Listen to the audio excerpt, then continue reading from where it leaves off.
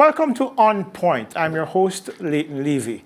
Our guest this week ran 5 personal bests over the 400 meters on her way to the Olympic final, her first at the Tokyo Olympic Games in Japan this past summer. She returned to Jamaica an Olympic bronze medalist and a place among the world's elite 400 meter women. We're talking about Candice McLeod. Candice, thanks for joining us today. Thanks for joining us here on Point. And of course, congratulations on your Olympic bronze medal. Thank you. Thank you for having me. All right, so let's start with what the season was leading up to the Olympic Games. In 2020, you ran 53.35. Of course, you had 52.3 the year before in 2019. And then you started your season with a 52.61 in March, then 51.94, a personal best, 51.56, another personal best, then 51.12, a third personal best, all in the space of about a month. And then you go to the Olympics and then run another personal best of 49.51 in the semifinals. What kind of year was this for you, given the progress that we've seen you make in this wonderful year for Jamaica's track and field? Really, it's just to prove to myself that I can do it. I've known that I could have done, well enough. I was expecting 49.5, but I knew I could have done well enough to be amongst quality athletes. I don't know why it took me this long. I have yet to sit and think about why it took me that long. What's the change within this year and the previous years? So whenever I get the chance to do that, I definitely will analyze why it took me that long to progress. But if you notice within the PBs, they're not far apart. So that simply means that I could have done it. But there is just something that was not coming. I don't know what's the difference, but I'll find out definitely. But this year was definitely to prove to myself that I can do it. Okay, so 49.89 in the final for 5th place makes it the 5th best 400 meter run in the world for 2021. Did you believe, having got a personal best in the semifinal, that you probably would have gone or could have gone faster in the final? And if so, what do you think went wrong, if anything? Well, honestly, I don't think the PB in the semifinals affected me going faster, slower in the final. When I look back at the video, I noticed that I had some poor kind of execution type of running, yes. I was moving away from the fact that I was nervous, but I keep telling myself that I'm not nervous. I don't know if I'd owned that I was nervous, I might have run better, but there's nothing to take away from it. I am very much okay with how it had played out. Okay, so tell me, let's go back a little bit before the start of the season. Let's go back to the preseason, because that is where the ingredients for the recipe start to come together that allowed you to deliver what you did on the track once the season started. Was there anything specifically different about the preseason that made the difference on the track this season? Honestly, resting, I normally am the type to go to every class when it's face-to-face. So to be present at class is kind of different from when you have it online and it's recorded and I don't have to show up online. I don't have to show up online, I can watch it later on. So I'd normally take that, probably the 2 hour, the 3 hour that the class would have took from me going face-to-face and rest, and then in the night, which I'm a late study type of person, in the night, then I'll catch up with school. So resting for sure is definitely one. And I started eating properly. I put myself in the position to eat properly this season. Training is the same to me. Train hard, gym hard, everything else. Everyone is still around. Core, everything. I don't know. I think it's definitely within the rest or something. When you mention rest, what was the previous year like? Because I know, for those who are not aware, you're actually in school in your final year at university, which you just graduated from with a degree in accounting. Congratulations for that as well. But was it, you give us a sense of what it was like perhaps the year before as compared to this last season in terms of the risk factor? Hard. Okay, it was definitely hard. There's sometimes that I have to cut training or I don't show up. Well, not really much because I normally try to prioritize, but there's sometimes that I have to say, okay, coach, I might take this day because last week I might miss the class and I don't want to miss it this week or something. But classes and training was very difficult for me. I mean, as I said before, I show up at classes just as same as I show up at training. I don't miss. So the fact that I don't miss any, it took a toll on me to give everything the same energy.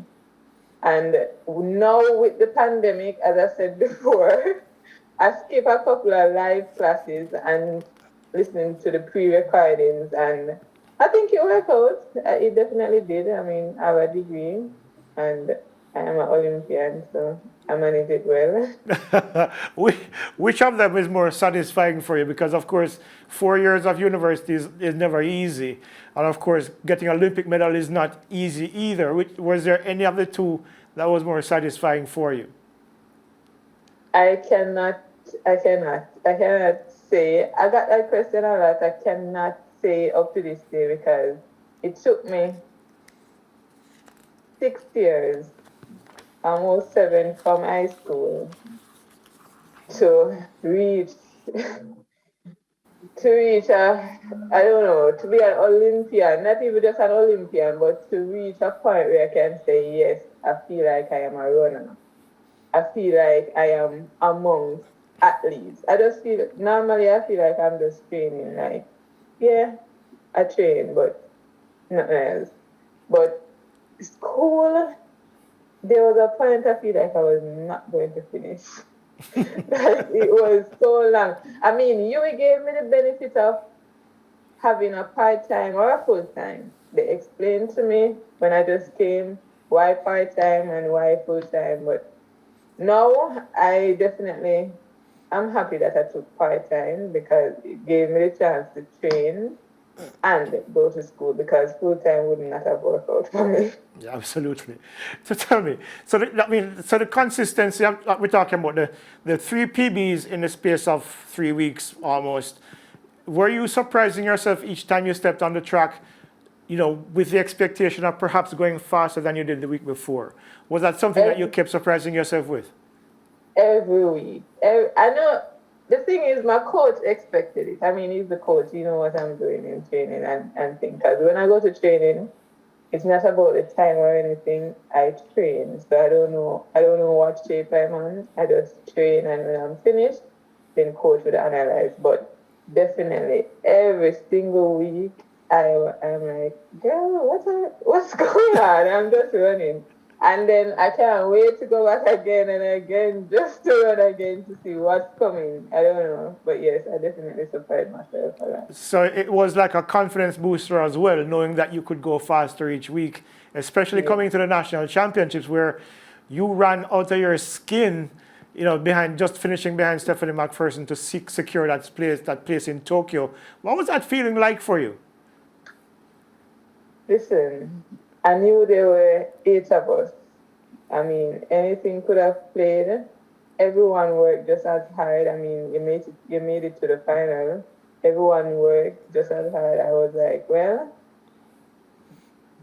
I'm going to see if I deserve to be on that team. I'm going out there and I'm doing my best. I wasn't nervous. I was not thinking about anything else than finishing and see where I placed because time was not on my mind because I knew that, listen, the competition was I knew Stephanie was kind of edgy, yes, but there was a close time in between the girls and I'm like, I'm just going to run. Whatever happens, happens. I've trained for this and I'm ready. And I go out there. My coach made sure to let me know before even the championship that I am ready. So once my coach said I'm ready, there's nobody got to tell me that I'm not ready. I'm going out there. And that's what I did. Tell me something. If you should compare the national championships final to the Olympic final, what was the major difference between the two, if there was any difference at all? And was there a similarity in the approach? I think there was, with my mind, there was definitely. I mean, as I said, at the national championship, I wasn't nervous. I could tell that I wasn't nervous. I was just ready to run. At Olympics, I'm not sure how I felt.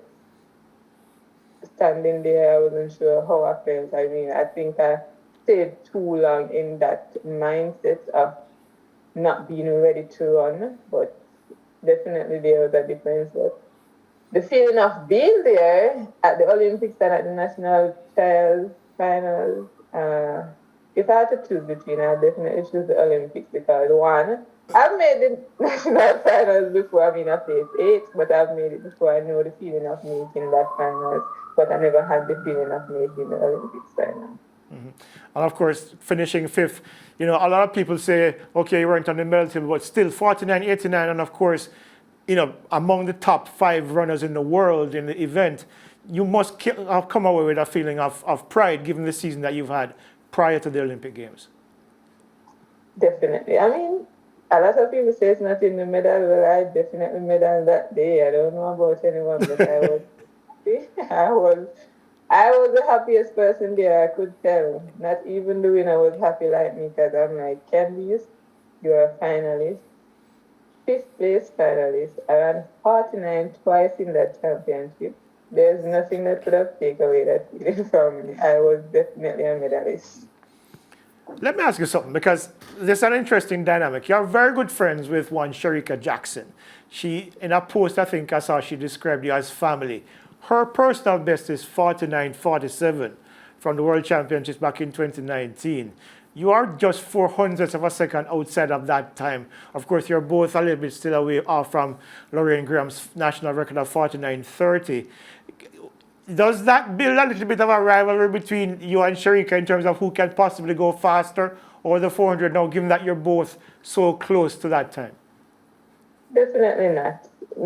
I doubt it. I highly doubt it at that. I mean, what is for Shericka is for Shericka. What is for me is for me.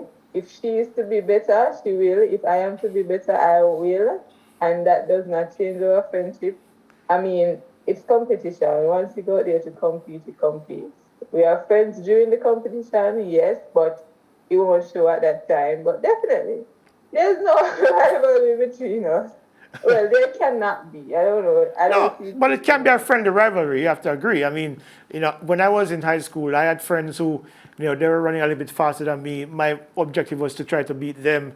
It wasn't hostile. It was just that you pushed each other to new levels of performance.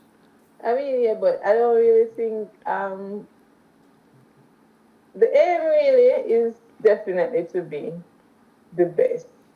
So, I mean, as I said, Shericka is at 49.4 and I'm at 49.5.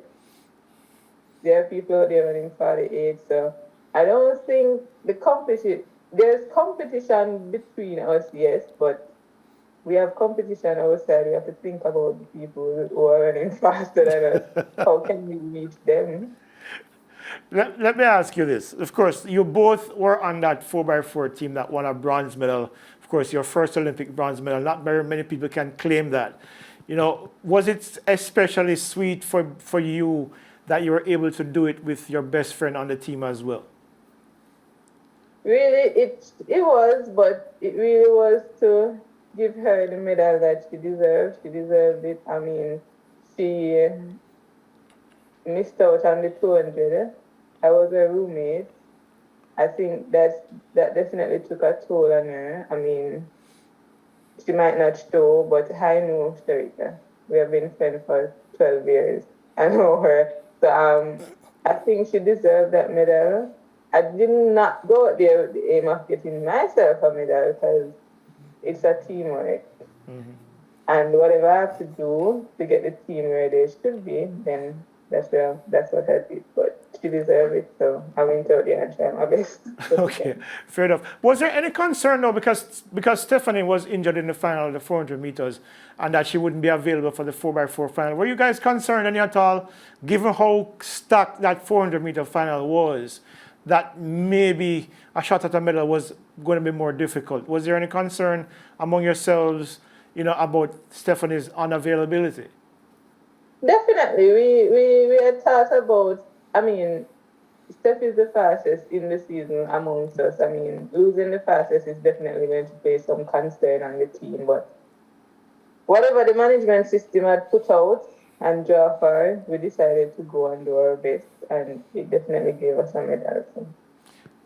You're among now a crop of young 400-meter runners for Jamaica, Stacey Ann Williams, Cherokee Young. Of course, Shericka is still only 27. There's a crop of young 400-meter runners coming up for Jamaica. What's your take on our immediate future? Of course, there's a World Championship coming up next year in Oregon. What's your thought about the core of Jamaica's female 400-meter strength? I mean, it's definitely coming. I am happy, and I am more happy that I am a part of it, but it is definitely getting stronger to me. We are getting closer to the national record, which I think we have quality, talented athletes that record should definitely be gone sometime soon. It has been there long enough. I mean, yeah. But definitely, female 400 for Jamaica is definitely in the right direction, and I'm happy about that. Okay, and that against that background, looking forward to the World Championships next year in Oregon, how do you build on what you did this season? Obviously, you're probably going to look to tweak whatever it is that needs to be tweaked. Maybe you need to get stronger. What do you think you need to work on to improve on for you to deliver even a bigger performance in Oregon next year? Given that it's so close, it's virtually 4 years of championships until the next year, until the next Olympic Games, and then a World Championship right afterwards. You will still be well in your prime during that period of time, because the next 5 years you'll be 29. So you're going to be in your prime. How much are you looking forward to the next championships coming up, and what do you expect to build on as you prepare for those championships? I mean, it's the same mentality for me. I mean, track and field is something that I always want to do. So regardless, I mean, I place all my full faith in my coach. Whatever we come up with, we dealt with, get it ready, get it running, and go for whatever we want. I mean, I'm not really worried about the next 4 years, 5 years, next year, because I'm Candice. I don't really worry that much about the championships. I just put in the work. Whatever I go out there and do, that's what I did. I work for it. Honestly, I've never downplay myself at any point, but whatever I go out there and do, that's what I work for. So if I am to make everything go on to a championship for the next 5 years, I work for it. So. Is it easier now for you now that you've had the experience of the Olympics? Do you think it'll be easier now in terms of knowing what it's like competing at the very highest level? Is it now easier for you to then go into training and knowing what to expect? So there's no more mystery in terms of what you expect at the top level, but perhaps no more eager to train even harder to the next one? No, because my hunger has been like this forever. I don't think there's no ego within me. I don't know why, but I know that because when I go to training, I go to train. So I could have won 25 gold medals. I'm going into training like I've never won one. So, I mean, I don't know where I get that energy from, but I am ready to train as I was last year and the year before, and I will always be ready to train to get myself ready for the world, because listen, they are coming and I want to be up there with them. So. Tell me something, what's going on at Papine? I mean, there's Tiffany James, who won the under 20 title in 2016. There's yourself this year, finalist at the Olympic Games, Olympic bronze medalist. There is Tajia Gale, world champion long jumper. Tell me a little bit about what Papine was like. Papine High is a non-traditional school they're not a KC, they're not a C-Bar, they're not a, which one of the girls' schools, Hydel or Edwin Allen. What is it that's going on at Papine that makes them find these wonderful talents coming through? I mean, Papine has a lot of talent in that league. I mean, I don't know. The mindset is different for track and field. I guess they probably think it's too high without trying. But listen, we have Papine had a great coach. Taniki husband, definitely she accepts everyone, slow, fast, in between. She's ready to work with us until she sees the results she gets from us. So the energy that she brings to us, you will see it out there and the athletes' performance because she makes sure she do 100% work on us and we go out there and do 110 because she's good enough to do that. I mean, Tiffany, myself, Tajay, we have been teammates, yes. I mean, I don't know why Papine talent has not yet showed. There's a lot of athletes there. I don't know what to do to encourage them enough to step out there.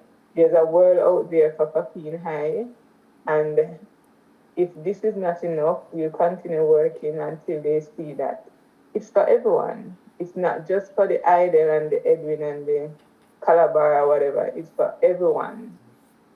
And hopefully one day they will realize. But as I said, we had a great coach, pushes us academically and sports-wise. Whenever we are falling off academically, we don't get to do the sports. And once we want to do the sports, we get to do it.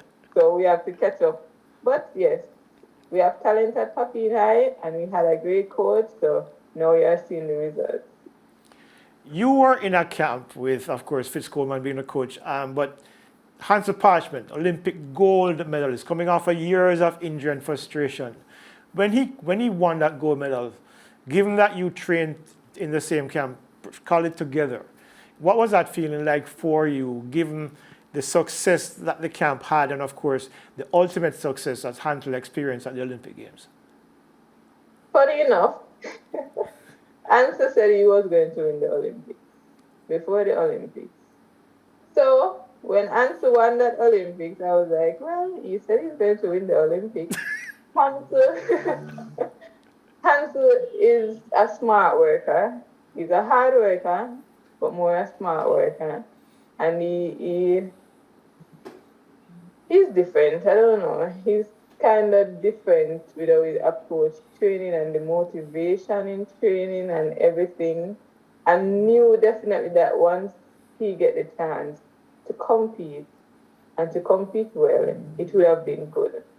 I was on the bus leaving from practice. I was so upset that I didn't have any Wi-Fi. I had a Wi-Fi, but it was so slow. When I stop off and I stand up and I was like, who won the spin early? Who won the spin early? Once I see Anthony's name, I was like, God is good. Hansel said he was going to win that Olympics gold medal. He did not say he was going to make the finals and come top three. He said he was going to win, and he definitely did win. So I was not too surprised, but I was happy. I was happy for both him and the coach. Fantastic.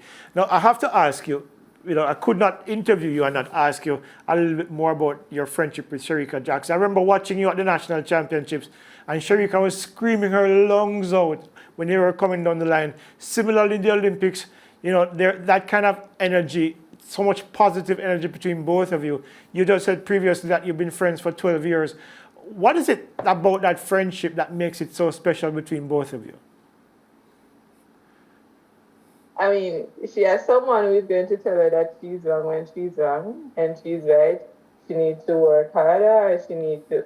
I mean, it's different. That is why I said the rivalry is kind of hard. I mean, even friendship rivalry is kind of hard because we both want the same thing for each other, regardless of if we are in the same race, we want the same thing for each other.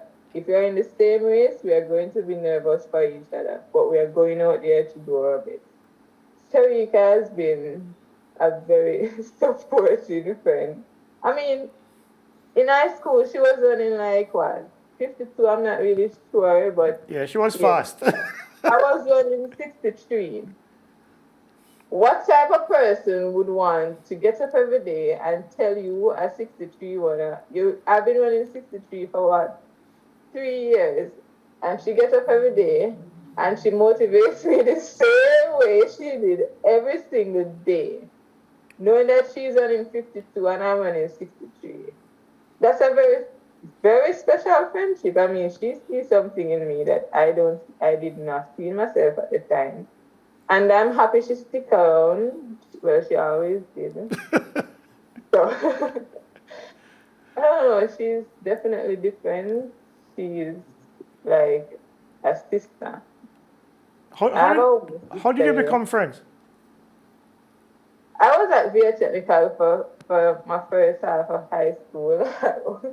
A lot of people ask, VA Technical Papine, but yeah. All right. So Yeah, I was about to ask the same thing. I was at VA Technical for my first half. I was on the dorm, and and the dorm, they normally like the oldest would have said, okay, I'm choosing one of the new ones to be like a mentor to. And she chose me and she stick by me ever since that day. So yeah. So you would say she's one of the driving forces behind your success then because she kept on pushing you. Definitely, definitely. All right. So pretty much I have one more thing to ask you. 49.51 makes you one of the fastest women in the world this year and one of the fastest women Jamaica has ever produced. It's a cliched question, but I'm going to ask you nonetheless. While you were running those times this year, did you feel like there was a lot more there for you to go a lot faster? Each time I ran, I cannot believe that I ran the time that I ran. So I was like, I felt really slow. When I look back at when I ran my 49s, I'm like, okay. There's something about the race that I think is not right, but I don't know how to get it right. But I think with coach and we get into it this year, it would be different. But definitely, I always think that I have a lot more within me, and I want to see how far I can go. As I said, last year someone asked me, this season someone asked me, um, what time I want to run. And I literally said I have no limits. I did not really think it, I would have meant I had no limits as in running 49.5, but I had no limits. I just wanted to run. So as again, going forward, I don't place limits on myself. I just want to run. And once I get the chance to run, You'll it's run. all good. Yeah. Yeah, so of course, on the circuit after the Olympics, you ran a couple of races. You didn't quite hit the high marks of the Olympic Games. Was that fatigue, or was just that the journey of, competing week after week on the Diamond League circuit? What was that experience like for you, and what did it teach you about yourself in terms of your physical capabilities? Because I know it's difficult after you're coming off a peak of the Olympic Games where you're running rounds and you're running relays and then going on the circuit afterwards. It has to be a challenge. I mean, everybody I've spoken to about it tells me how tiring it can be traveling from city to city, running these races and then moving on to the next one. What was that experience like for you? It is definitely challenging. Fatigue at its best, for one. When I finished the first Diamond League and I had to travel within the next day to compete the other day, I'm not used to it. I tried my best to stay within the range, but at some point I decided, well, I think this year is definitely for the experience because I was not, I don't know how they do it, but I was like, if this is what I want to be doing every year, I need to get a grip of this because I was fatigued to the point that I was frustrated. Not that I wanted to PB, definitely I was fine, but I don't feel like I was giving my best, even though I was giving my best at the time. I mean, the fatigue for sure.